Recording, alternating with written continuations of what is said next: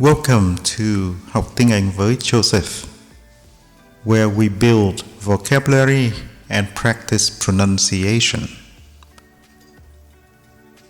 Chúng ta sẽ tiếp tục với câu chuyện thứ 16 trong The Cat in the Box.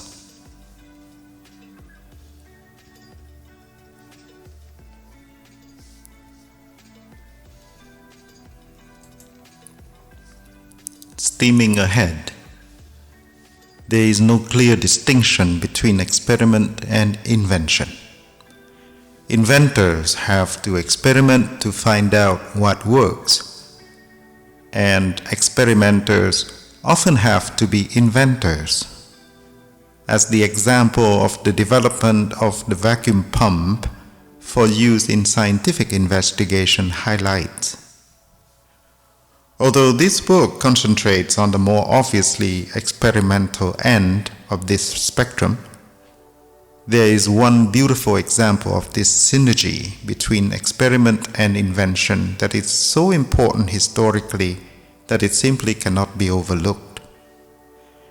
This is the way in which investigations of the relationship between heat and temperature led to the development of the steam engine, which in turn powered the Industrial Revolution. In 1763, James Watt was working as an instrument maker in Glasgow, where he became familiar with Black's work, but not at first with all of his discoveries concerning latent and specific heat. Watt was asked to repair a scale model of a kind of steam engine developed by Thomas Newcomen, often referred to as an atmospheric engine, because air pressure was just as important in its operation as steam. Such engines had a vertical cylinder made of metal, containing a metal piston attached at the top, which was open to the air by a beam to a counterweight. When the space beneath the piston was filled with steam, pressure would increase and the piston would rise. Then cold water was sprayed into the cylinder, making the steam condense and reducing the pressure so that atmospheric pressure would push the piston down.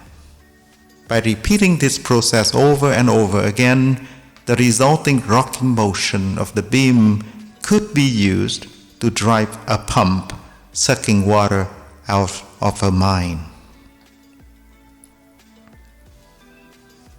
By experimenting with the scale model of a Newcomen engine and applying his understanding of Black's discoveries, Watt realized that this kind of engine is not very efficient.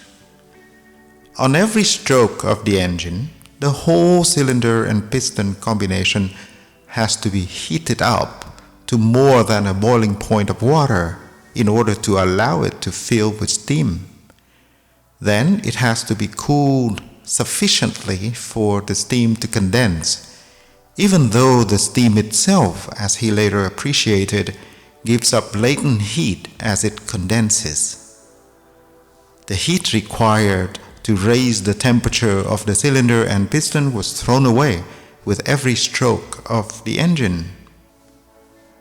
Watt realized that it would be much more efficient to have an engine that used two cylinders, one of which was kept hot all the time and contained the moving piston, while the other without a piston was kept cold all the time. He wrote in his journal that this idea came to him on a Sunday afternoon in May 1765 as he walked across the Glasgow Green. In his early models, the cold cylinder without a piston was simply immersed in a tank of water. The two cylinders were connected to each other, but at first outside air was still used to push the piston down. Steam pushed the piston up as before, but when the piston reached the top of its stroke, a valve opened automatically to let the steam flow into the cold chamber where it condensed, reducing the pressure and allowing the piston to fall. At the bottom of the stroke, another automatic valve opened to let fresh steam into the cylinder. Soon, this setup was improved by sealing off the piston cylinder from the atmosphere and using hot steam to push the piston down as well as to push it up. But the key concept was the separate condenser. Watt's steam engine design was patented in 1769.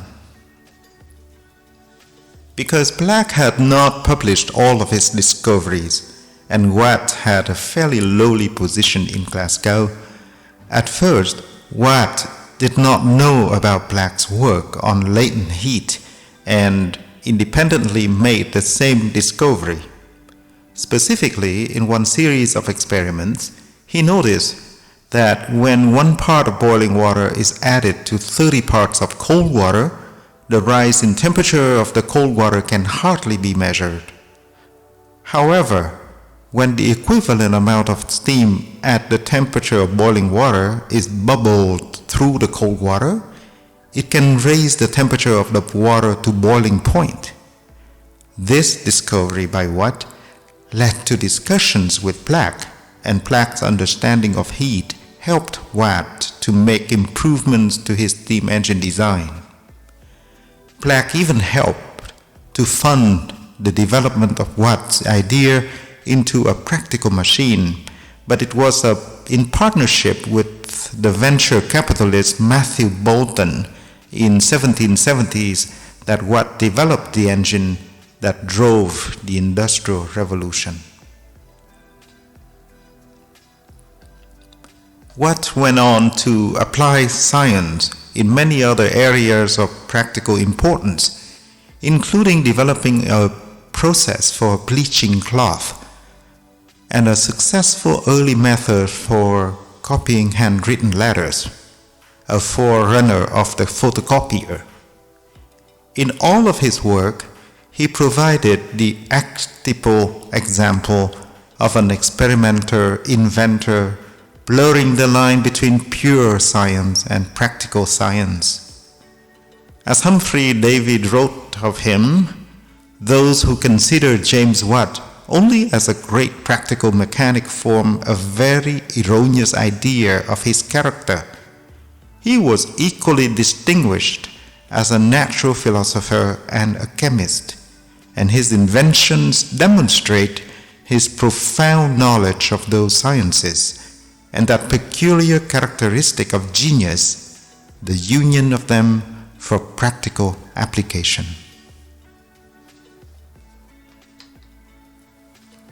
Turning to the vocabulary section, we have just a few today.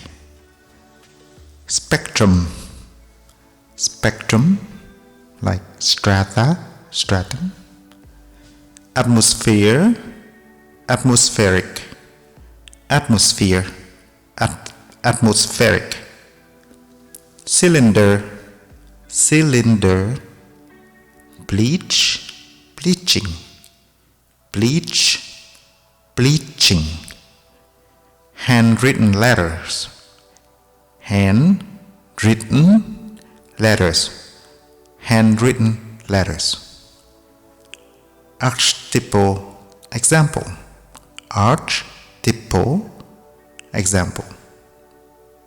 Error, erroneous idea. Error, erroneous. Erroneous idea. Thank you for your time, and I'll see you in the next story. Bye for now.